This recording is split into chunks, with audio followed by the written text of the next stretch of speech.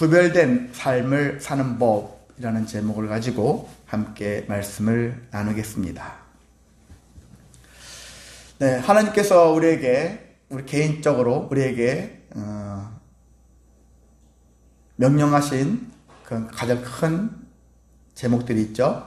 첫 번째는 거룩하라. 거룩하라겠죠? 네. 레위기 11장 45절에 그걸 여러분 항상 기억하시기 바랍니다. 레위기 11장 45절 말씀. 내가 거룩하니 너희도 거룩할지어다. 그것을 명심하시면서 가슴에 새기시기를 바랍니다. 그럼 내가 어떻게 거룩할 거냐? 제가 몇 번 여러분한테 강조했죠. 하나님을, 예수님을, 성령님을, 삼위일체 하나님을 믿음으로 거룩할 수가 있고요. 그리고 불법, 죄를 가까이 하지 않는 것이죠. 죄를 범하지 않기 위해서 몸부림침으로 거룩해질 수가 있는 것이고, 그리고 나보다 연약한 자들, 선을 베푸는 것이죠. 선행을 함으로 인해서 우리가 거룩할 수가 있다는 것입니다. 또 별다른 것도 있죠. 우리가 또 하나님이 성전과 교회로 불러주신 이유, 성전은 이제 거룩하라고 그렇게 거룩과 관계된 것이고, 교회는 사명과 관련돼 있다. 물론 교회 공동체를 통해서 우리 연약함, 부족함을 서로가 교통하면서 또한 나아지는 경우도 있겠지만, 교회의 궁극적인 목적은 저는 사명이라고 생각이 듭니다. 하나님이 주신 사명, 그게 뭐죠? 예수님을 증거하는 것이죠. 예수님을 높이는 것이죠. 높이는 것인데 어떻게 높일 거냐? 어떻게 해요? 무엇을 통해서? 예배를 통해서. 또 한 가지는 세상에 나가서 사람들한테 예수님을 전하는 것이죠. 예수님이 이런 분이십니다. 그러니까 예배도 중요해요. 우리는 어떤 예수님을 전해야 될지 모르잖아요. 예배를 통해서 목회자가 해석한 그러한 예수님에 대한 부분들을 기억하고 세상에 나가서 복음을 전하는 것이죠. 나가서 우리 교회 좀 나와봐. 그게 복음은 아니죠. 그게 아니라 우리는 그것을 초월하는 것이죠. 더 초월해서 예수님을 믿으십시오. 예수님이 이런 분이십니다. 하나님이 보내신 하나님의 아들이신 예수님이 이 땅에 오셔서 우리를 구원하셨습니다. 그런 얘기를 할 줄 알아야 되죠. 우리 교회 와봐. 그건 전도가 아니라 인도라 하죠.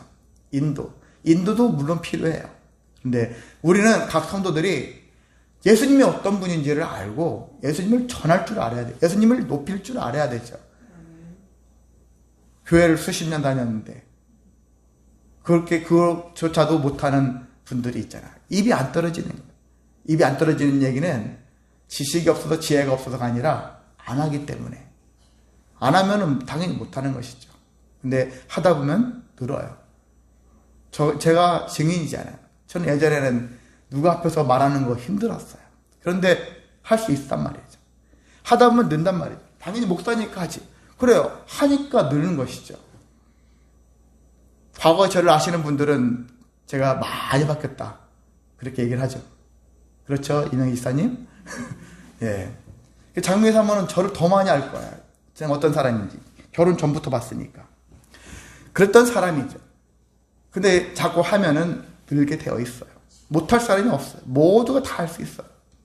나는 못해. 안 하니까 못하는 거죠. 그래서 우리가 적극적으로 행하시기를 원합니다. 오늘의 주제는 사실 거룩하다, 구별되다. 거룩과 구별은 같은 의미예요. 거룩하신 하나님, 구별되신 하나님. 우리도 거룩하게 살아야 된다. 우리도 구별되게 살아야 된다. 구별해다 다른 사람과는 다르다 했는데 다른 삶을 살아야 된다는 얘기거든요. 저 사람 뭔가 달라. 그런 좋은 이미지로 우리가 세상에서 우리를 바라볼 줄 알아야 한다는 얘기죠. 그렇게 거룩하게 살아야지 다른 삶을, 구별된 삶을 살아갈 수가 있는 것입니다. 왜 우리는 구별된 삶을 살아야 될 것인가? 은혜 때문에 그래요. 예수 그리스도를 말미암아서 구원의 은혜가 있잖아요. 구원받았으면 받은 것에 대한 보답을 어떻게 할 거냐? 거룩하게 삶으로 보답을 하는 것이죠. 받았으니까 받아 먹고 떨어지는 사람들 있죠? 세상 말로 먹튀라고 하죠. 먹고 튄다. 그냥 먹고 튀는 사람들이 많이 있지만 성도는, 기독교인들은 먹고 튀는 게 아니에요. 내가 이 은혜를 받았으니 그럼 내가 할 게 무엇일까? 내가 어떻게 이 은혜를 갚아야 될까? 사실 하나님께서는 갚으라는 얘기는 하지는 않으세요. 다만 거룩하게 살아라. 그럼 어떻게 살 거냐? 모르잖아요. 그래서 모세가 가르치고 율법으로 정해놓고 또 예수님 오셔가지고 복음으로 우리가 어떻게 살아야 될 것인지, 어떻게 구별하며 어떻게 거룩하게 살아야 될지를 말씀하고 있습니다. 그런 것처럼 우리는 고와 같이 버려진 우리 존재들이잖아요. 예전에 고아원에 사람들이 입양하러 가면은 그 아이를 선택하는 것은 어떤 애가 착하는지, 어떤 애가 이쁜지, 뭐 하는지 사람들은 물론 보겠죠. 근데 그걸 택하는 것은 전적으로 이 아이가 잘났기 때문에 선택하는 것이 아니라 선택자의 마음이란 얘기죠. 그 중에는 유난히 못생긴 아이를 택할 수 있어요. 그 중에는 다른 애들은 다 사지가 멀쩡한데 어떤 아이는 장애자인데 그 장애자에 꽂혀서 그 장애자를 입양하는 사람도 있다라는 얘기예요. 제가 예전에 수년 전에 이거 말씀을 전한 적도 있었는데 우리나라에 실제 있었던 거예요. 어떤 사람 하반신이 없는 아이를 택한 거예요. 여러분 같으면 흔히 말해서 잘생기고 이쁘고 멋있게 생긴 아이를 택하려 가지고 하반신 없는 아이를 택하려고 하겠습니까? 근데 그 엄마가 다른 아이들이 좋은 아이들이 이쁘고 멋있는 애들이 있는데 그 아이가 집에 오니까 자꾸 그 아이가 눈에 밟히다라는 거죠.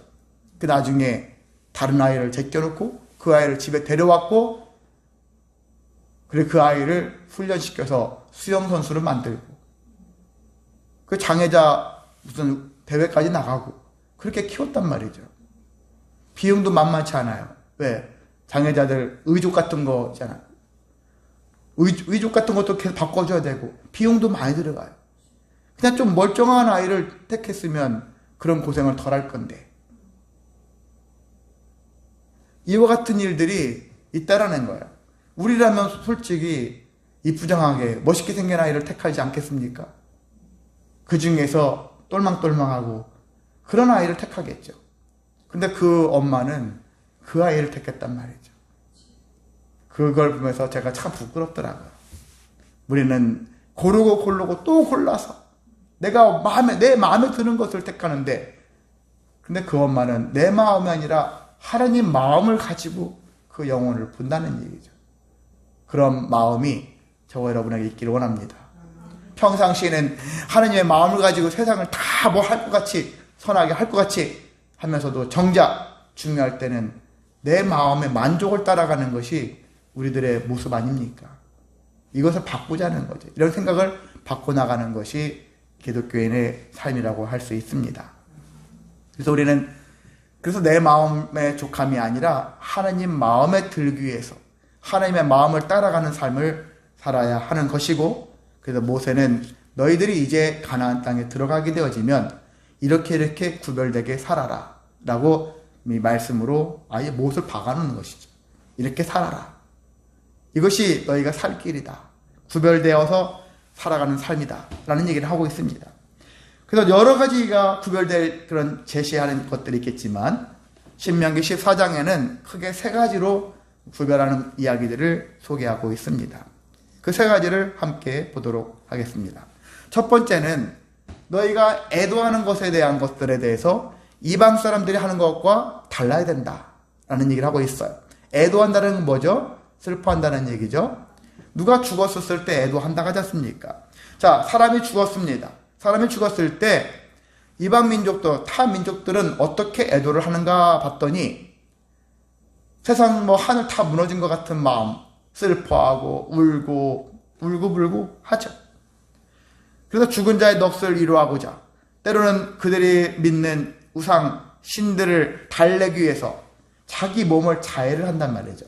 칼로 손목에 긋는다든지 몸에 막 칼질을 한다든지 그래서 피를 내는 거예요.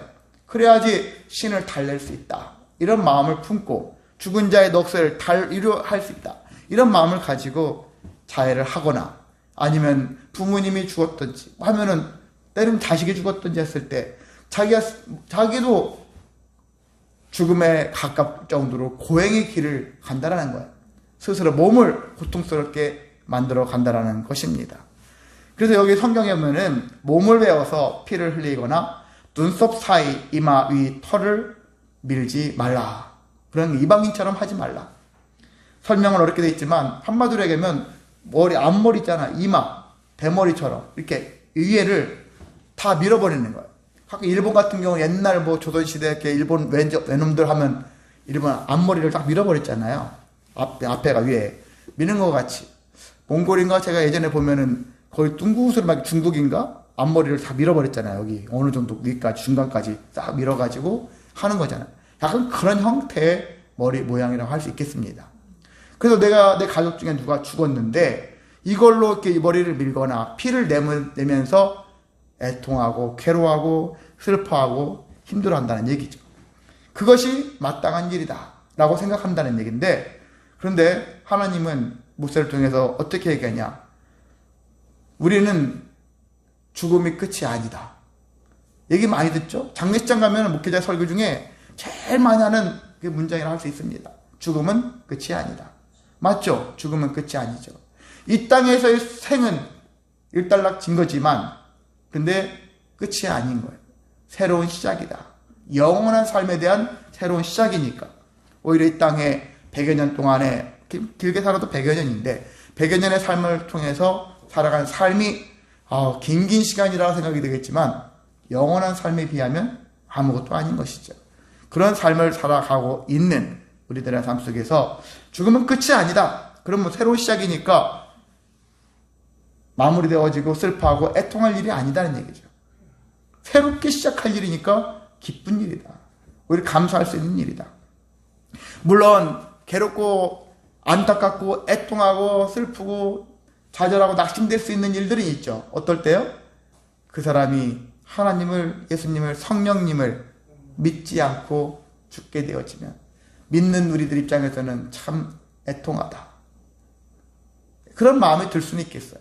그런데 우리의 믿음의 공동체의 사람들이, 신앙인이 죽었었을 때는 애통할 필요가 없다는 얘기죠. 그 장례식장 가서 아이고 눈물 흘리고 막, 물론 지금 내 엄마가, 내 부모님이, 내 자녀가, 내 부부가, 남편이나 아내가 죽었어요. 당장은 슬프죠.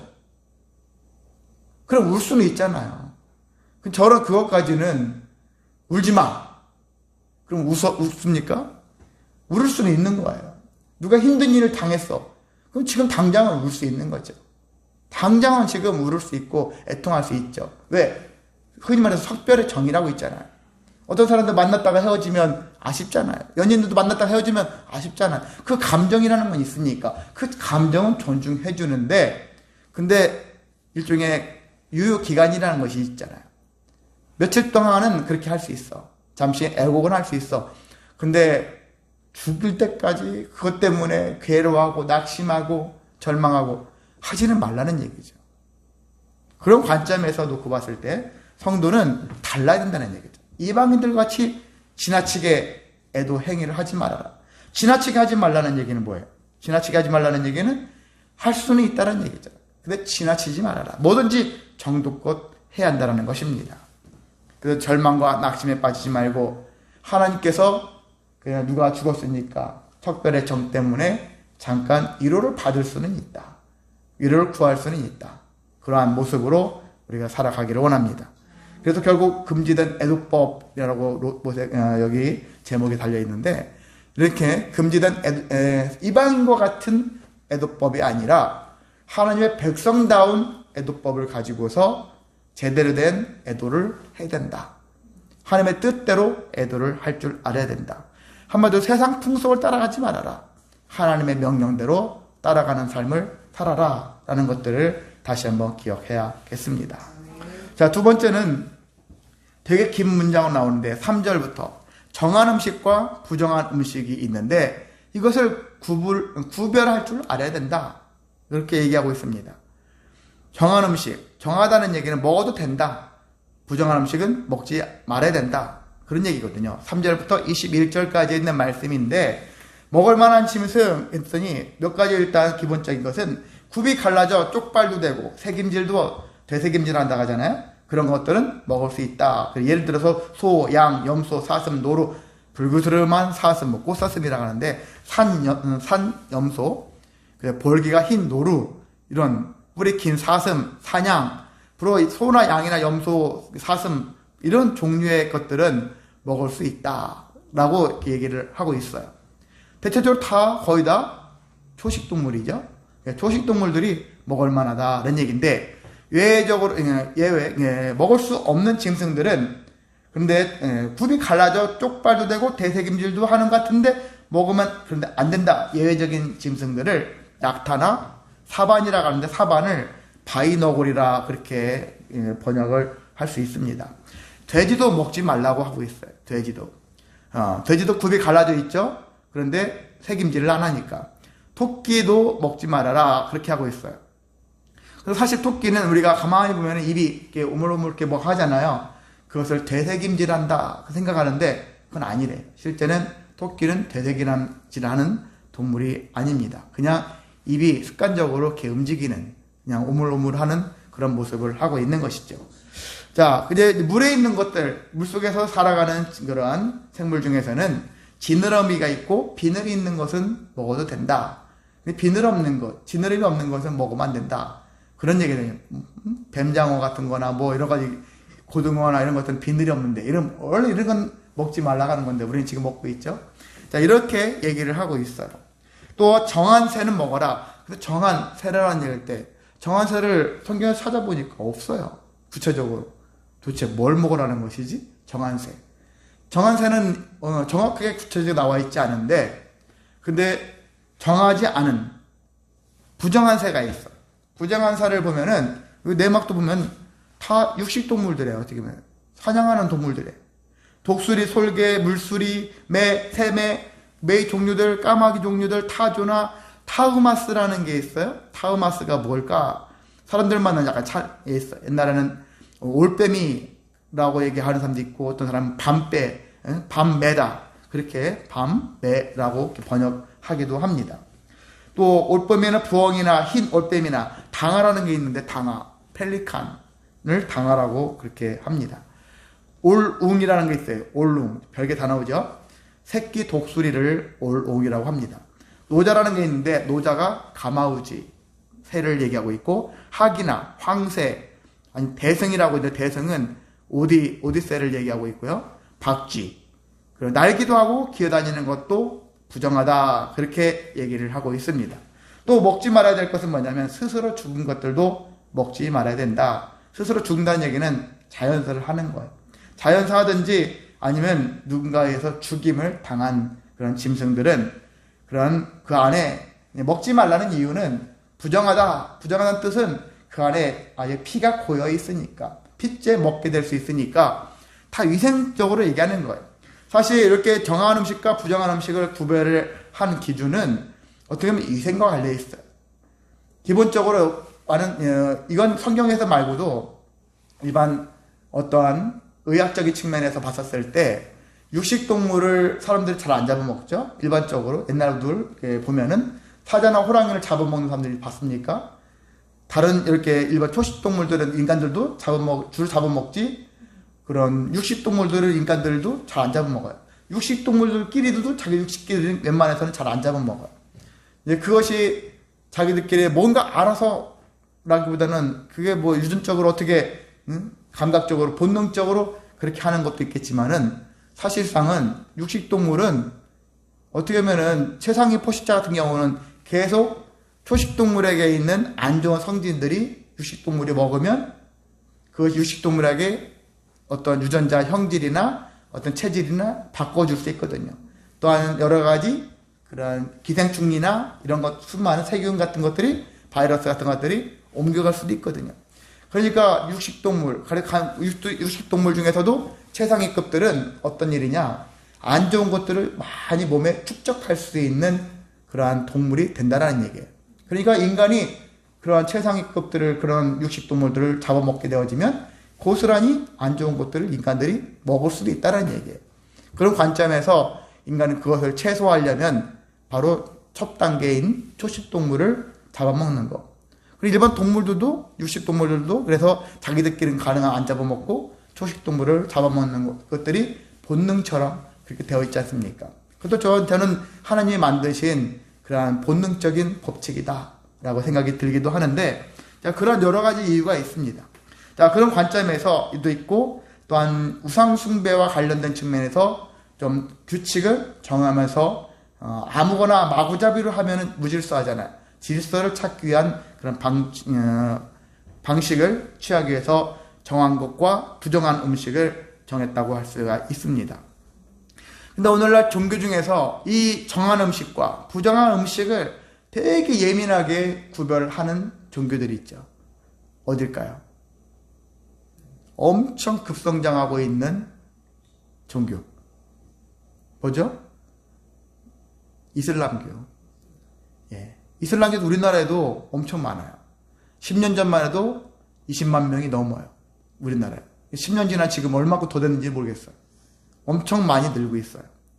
근데 이슬람교는 이런 말씀들 그들도 비슷하게 받아가지고 이러한 정한 음식, 부정한 음식 이런 걸 정해놓거든요. 여러분이 할랄 푸드라고 들어봤어요? 할랄. 할랄이라는 것은 어떤 뜻이냐? 허용된다. 먹어도 된다. 아랍어에 할랄이라는 말이 있는데 할랄이라는 표현이 있고요. 그 반대가 뭐냐면 하람이에요. 하람 푸드라고 있어요. 근데 허용되지 않는다라는 것이죠. 그래서 우리는 이슬람교는 어떤 종교냐면 알라도 그들도 유일신이다. 우리 지금 알라가 곧 하나님이다. 우리 이렇게 이해할 수도 있겠지만은 유일신을 믿고 당시에 이 이슬람교를 만들어낸 사람이 누구죠? 무하메드. 예. 무하마드. 예. 그 사람이 자기가 어떤 선지자처럼 그렇게 해서 사람들을 믿게 하는 아브라함 계통의 종교다. 이렇게 이슬람교를 찾아보면은 이렇게 표현하고 있습니다. 무슬림이라고 있죠, 무슬림. 무슬림은 뭐예요? 이슬람교는 알겠는데 무슬림은 또 뭘까? 무슬림은 이슬람교를 믿는 사람들을 지칭하는 게 무슬림이에요. 불교는 불자라고 하잖아요. 불자들. 그런 것처럼 교회는 성도라고 하기나 신앙인이라고 하기도 하고 이렇게 표현하지 않습니까? 이런 식으로 표현하는데 이 무슬림들이 그래서 할랄 푸드를 되게 중요하게 여깁니다. 그래서 그들은 먹을 수 있는 종류를 선별해가지고 하는데 어떤 짐승을 잡더라도 때로는 짐승을 아무렇게나 잡아도 상관없어. 그게 아니라 도축하는 것까지도 신경 써요. 어떻게 잡느냐? 만약에 저 짐승을 잡아서 먹어야 되겠는데 어떻게 잡느냐? 알라가 그 기도문을 외우면서 한 번에 목을 잘라가지고 동맥을 끊어야 된다. 어떻게 보면 짐승에게 그 고통을 안겨주지 않고 그냥 단번에 죽인다라는 의미가 더 크겠죠. 스트레스를 주지 않겠다라는 의미도 있겠지만 그런 목적으로 끊어서 도축을 해야 된다. 그리고 허용되지 않은 하람과 철저하게 분리 취급해야 된다. 일종의 그 도축을 했으면 그것을 가공하든지 포장하든지 보관하든지 운송하든지 하는 모든 과정이 있잖아요. 근데 할랄 식품이 있고요. 그 다음에 하람 식품이 있는데 같이 섞으면 또 안 되는 거예요. 이런 것처럼 철저하게 분리하고 분류해가지고 섞이지 않게 하는 것이죠. 근데 그들은 계속해서 먹는 것만 가지고 하는 것이 아니라 식품 말고도 확대한 게 뭐냐면은 의약품도 뭘로 만들어요? 세상에는 광물로도 만들지만 동식물들을 통해서도 채취해가지고 만들잖아요. 그러니까 이것들도 뭘로 만들어서 재료가 뭐냐? 그걸 따져가지고 그 많은 것들로는 만들었다면 그 화장품으로 자기가 쓰지 않는 거죠. 이렇게까지 하고 심지어는 의약품도 마찬가지죠. 의약품이나 화장품 종류까지도 그래서 자기들이 만들어낸 그게 뭐냐면 할랄 인증이라고 있어요.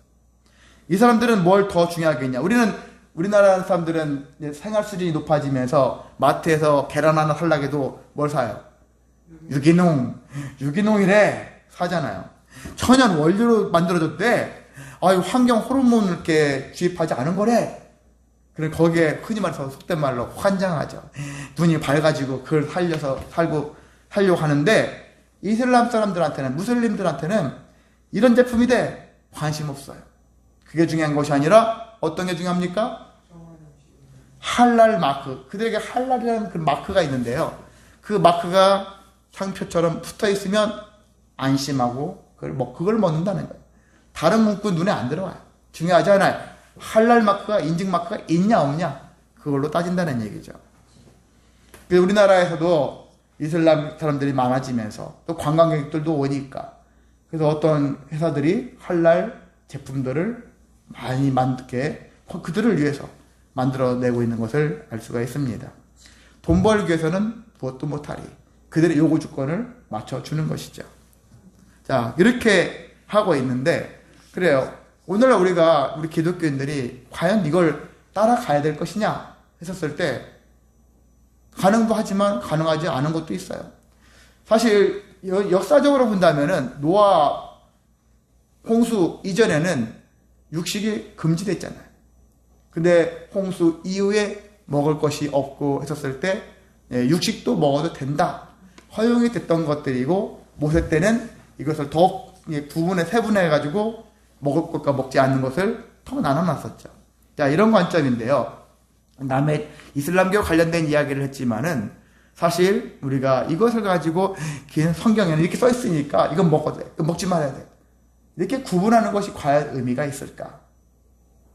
결론부터 얘기하면은 의미가 거의 없어요. 약간의 의미를 둘 수는 있겠지만 반드시 이래야 된다, 저래야 된다라는 그런 생각을 가질 필요는 없다고 생각이 듭니다.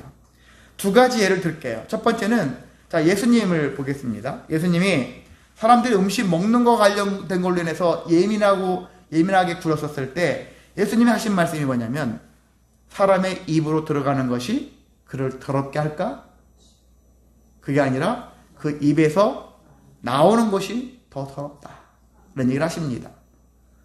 그러니까 우리가 예배 장소에 대한 얘기도 하잖아요. 사마리아 여자가 어디서 예배하는 것이 옳습니까? 라고 물었었을 때 예수님은 이곳이다 저곳이다가 아니잖아요. 영과 진리로 예배하는 곳이 더 중요하다는 얘기 하는 것 같이 말씀하신 것처럼 사람들은 당장 눈에 보여지는 이거 뭐가 됩니까? 저게 들었습니까? 저게 부정합니까? 이게 정합니까? 이거 가지고 자기들끼리 입씨름하고 말싸움하고 있고 패를 갈라가지고 그렇게 팔을 나눠가지고 싸우고 있을 때 예수님이 보셨을 때는 참 한심한 작태라고 할 수가 있습니다. 교회들이 그런 거 가지고 의외로 잘 싸워요. 성도들이, 목회자들이 만나가지고 의외로 중요하지 않은 것 같은 이야기를 가지고 하나님의 마음을 알고 예수님의 마음을 알아간다면 그게 그렇게 중요한가? 그걸 발견할 수 있을 것인데 이러니 저러니 그거 가지고 싸워요. 엉뚱한 거 가지고 싸웁니다. 수많은 예가 있는데 그걸 그렇게 다 들 수는 없고 그래요.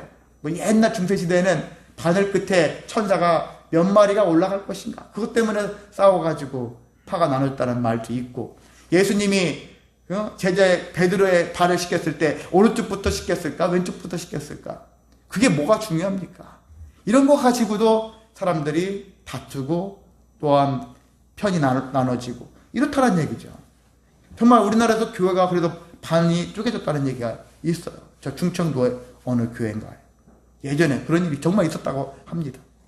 어처구니가 없죠. 근데 우리는 바로 그게 성경을 문자적으로 그냥 맥락을 다 빼고 그렇게 받아들이면 그런 거예요. 성경을 볼 때는 먼저 뭘 보라겠습니까?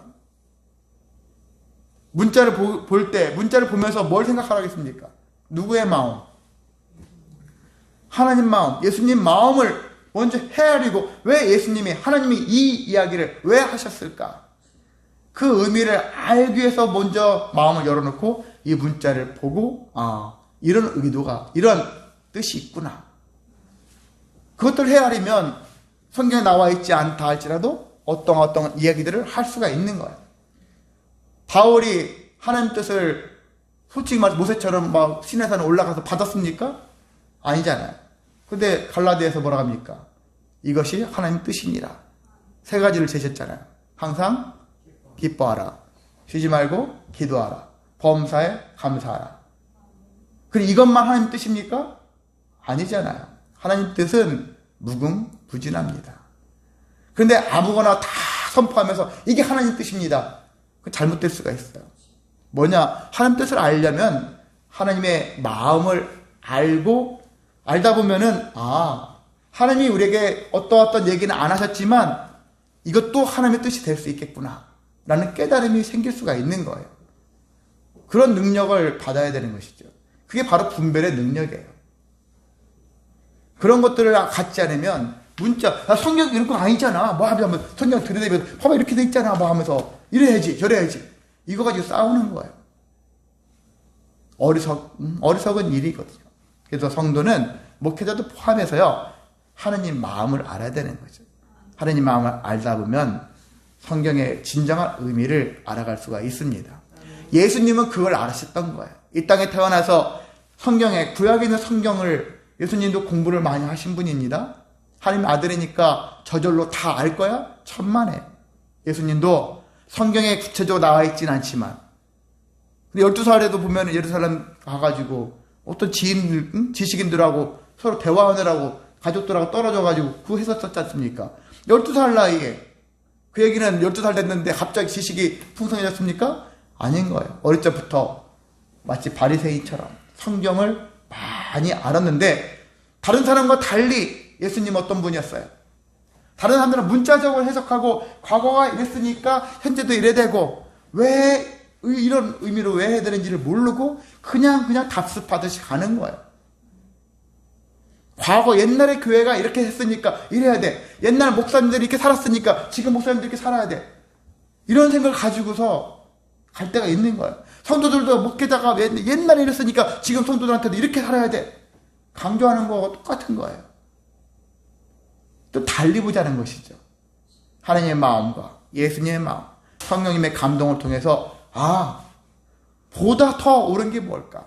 그 예수님이 오셔서 여기도 구약에 있는 것들을 다 아시지만 새롭게 하나님의 본래 이 말씀을 왜 주셨는지에 대한 의미를 되새기게끔 말씀을 해주시는 거예요. 사람들은 이겁니까 저겁니까 항상 물어보죠 예수님한테. 근데 예수님이 이거다 저거다라기보다는 어떻게 보면 그들이 봤을 때는 엉뚱한 것이죠. 제3의 답을 제시하고 있는 거예요. 왜 그랬습니까? 사람들이 너무나도 미련맞게 문자적으로 이거다 저거다 가지고 싸우고 대결하고 전쟁까지 일어날 수 있는 상황으로 만들어가니까. 그게 아닌데 본질을 모르니까. 그래서 우리가 생각을 고쳐가야 하는 것입니다. 오늘날 하나님이 나에게 뭘 말씀하시는가 그걸 볼 줄 알아야 되겠죠. 그 베드로가 있습니다. 베드로가 고넬료를 만나기 전에 환상을 봤잖아요. 보자기에 내려오는데 그 안에 막 기어가는 거니 뭐니 다 이게 못 먹는 음식들이 있는 거예요. 근데 하나님이 먹어라. 근데 베드로가 못 먹겠다. 어떻게 속된 것을 먹습니까? 그랬더니 하나님이 내가 언제 속되겠느냐 하면서 말씀하셨잖아요. 하나님이 깨끗하게 하신 것을 사람의 속되다 하지 말라 그렇게 말씀하셨고 그 환상이 무엇인가 그랬더니 그 다음날 고넬료가 보낸 사람들이 왔고 고넬료를 만나게 되어졌고 그 환상의 의미가 무엇인지를 베드로가 배웠지 않습니까? 그런 것처럼 사람들은 내가 봤을 때 속되다. 성경대로 보는 게 성경에 속되다고 했으니까 이게 속돼요. 무조건 속돼. 부정합니다. 이렇게 막 고착화되어가지고 하지만 하나님께서 그러잖아요. 하나님이 깨끗하게 하신 것을 왜 사람의 속되다 하느냐. 오늘날 우리가 봤었을 때 기독교인들 있잖아요. 예수님 믿는 자들에게는 구원이 있잖아요. 근데 우리가 여전히 우리는 속되죠. 왜? 범죄를 하잖아요. 솔직히. 죄로라도 누군가를 미워도 하잖아요. 그것도 범죄예요. 하나님 보셨을 때. 다 포함해서 신호등 위반하는 것도 저도 솔직히 매번 얘기하지만 신호 위반 적절하게 잘합니다. 이게 뭐 우스갯소리를 하기는 하지만은 사람들이 범죄에서 100% 자유한 사람이 솔직히 없어요. 그럼에도 불구하고 우리를 뭐라 합니까? 죄인이라 합니까? 의인이라 하잖아요. 왜? 하나님이 죄인아 라고 하지 않고 의인아 라고 깨끗하게 하셨다는 거예요. 그러니까 우리는 의인이라고 하는 것이죠. 여전히 저는 예수님을 정말 믿지만요 저는 죄인입니다 이렇게 고백하는 게 바른 소리일까요? 그것도 잘못된 거예요. 하나님이 이미 내가 너를 깨끗하게 했는데 자꾸 나는 내가 죄인이래. 되게 겸손한 것 같죠? 그거 아니에요. 제대로 된 믿음을 갖지 못한 거죠. 하나님 원하시는 모습으로 나아가지 못하는 것이죠. 그것을 구분할 줄을 알아야 하는 것입니다.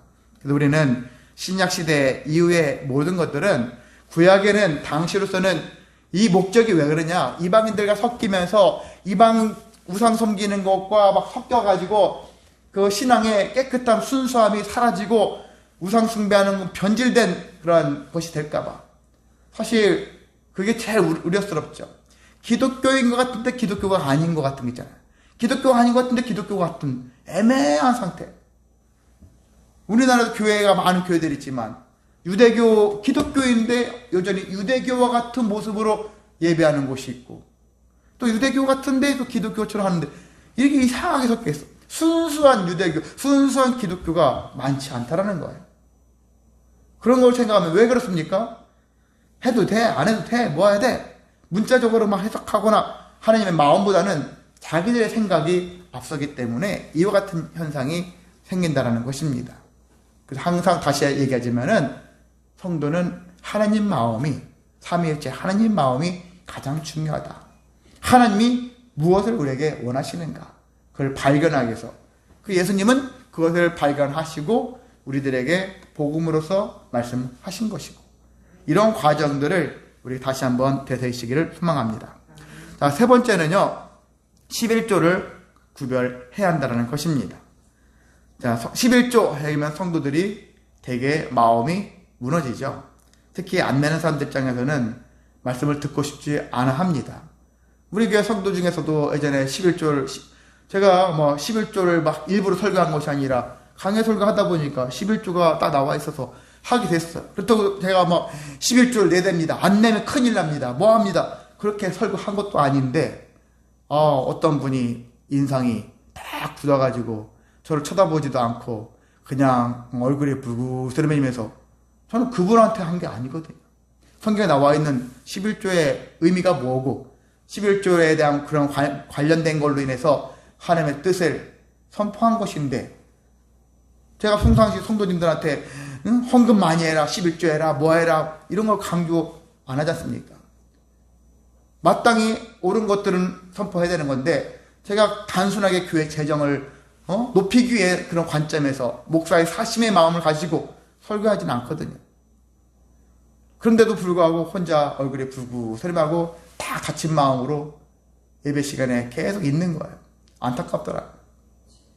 그런 마음을 가진 사람들이 있다는 얘기죠. 근데 11조는 구별을 할 줄 알아야 된다. 다른 것과는 구별할 줄 알아야 된다. 저는 그렇잖아요. 감사헌금, 뭐 선교헌금, 무슨 헌금, 건축헌금이니 한 수많은 헌금들이 종류가 있는데, 다른 것들은 헌금이란 말에 붙지만 11조는 그 헌금일까요? 엄밀히 말하면 11조는 헌금이 아니에요. 하나님의 것을 구별해서 드려지는 거예요. 하나님의 것으로 인정해서 드려지는 행위예요.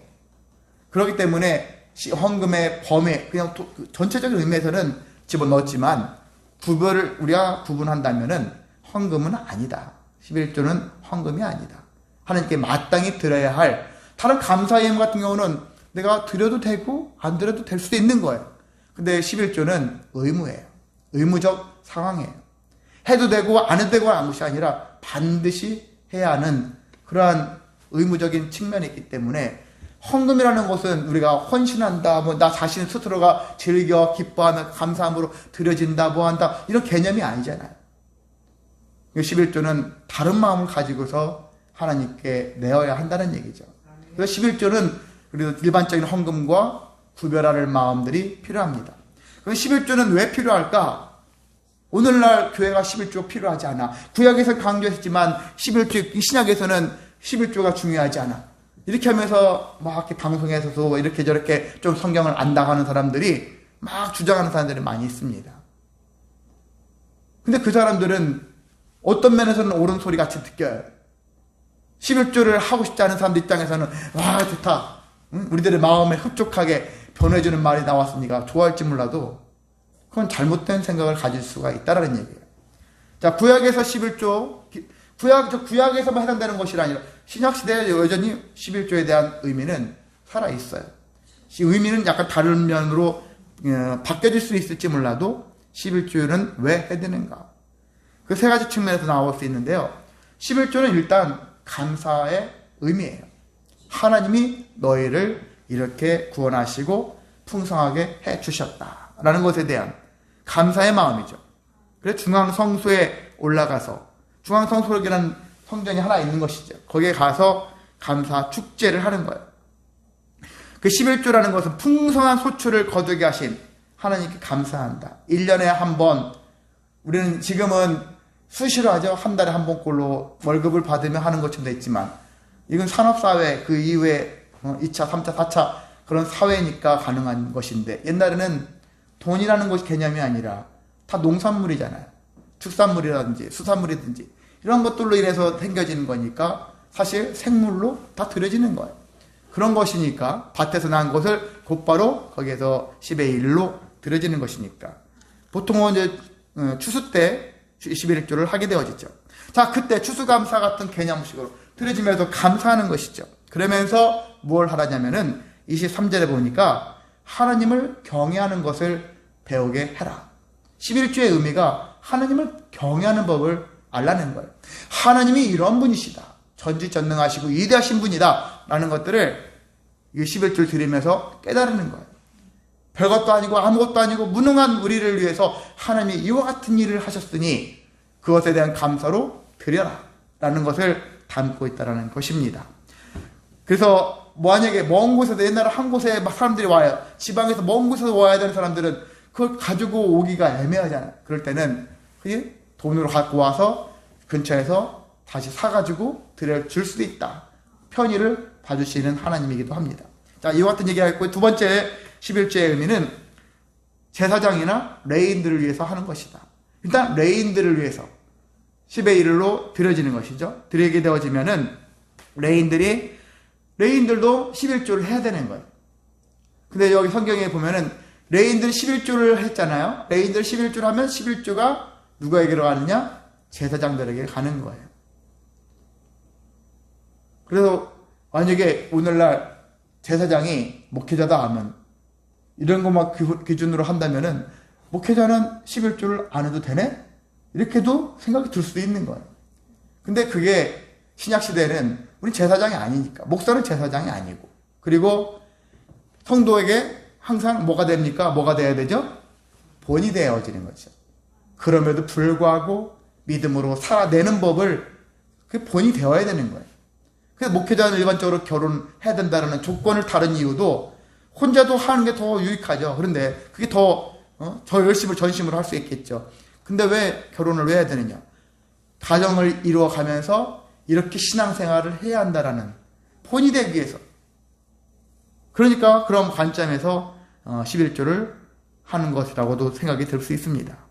자, 어찌 되었든 간에 레인한테 10의 1로 드려지면 레인은 거기서도 10의 1을 하나님께 제사를 지내므로 거제로 드려지면서 제사장들에게 드리게 되었다. 결국은 사역자들에게 생계를 보장해주기 위한 그런 관점에서 11조를 쓰게 된다는 것입니다.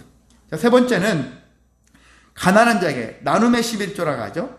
가난한 자들, 고아, 과부 이런 사람들을 구제하기 위해서 11조를 드리기도 한다라고 하고 있는데, 이러한 가난한 자 구제 11조, 나눔의 11조는 어떤 11조냐? 3년마다 하는 거예요. 해마다 하는 것이 아니라 11조는 해마다 드리죠. 해마다 드리는데 3년차, 6년차 했었을 때는 11조를 더 드려요. 어떻게 보면 이제 앞에 있는 11조를 합해가지고 10의 2조를 드릴 수 있어요. 드려야 돼요. 그렇게 좀 부담스럽겠죠. 근데 이것은 이제 나눔 위해서, 결국 모두를 위해서, 공평하기 위해서, 평등하기 위해서 이렇게 10의 1을 쓴다라고 할 수가 있는 것입니다. 자, 말씀을 마치겠습니다. 이 세 가지뿐만이 아닙니다. 하나님의 법을 구별된 삶을 살아가는 법은 많죠. 다양하죠. 이거 외에도 많죠. 근데 아까 말씀드렸었죠.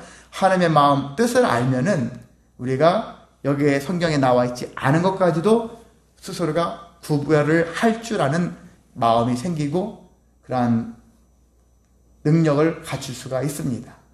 그래서 우리가 이렇게 구별된 삶을 살아가는 자들에게는 하나님께서 세워주시고 지켜주시고 보호하시고 우리가 그렇게 한 만큼 상급으로 하나님의 또 다른 충만함으로 우리에게 은혜를 공급해 주신다라는 그런 믿음이 있기를 원합니다. 할 수만 있다면 구별될 삶을 살자. 그런 삶이 되어지시기를 주님의 이름으로 소망하고 축복합니다. 사랑 많으신 하나님 아버지 감사를 드립니다. 우리가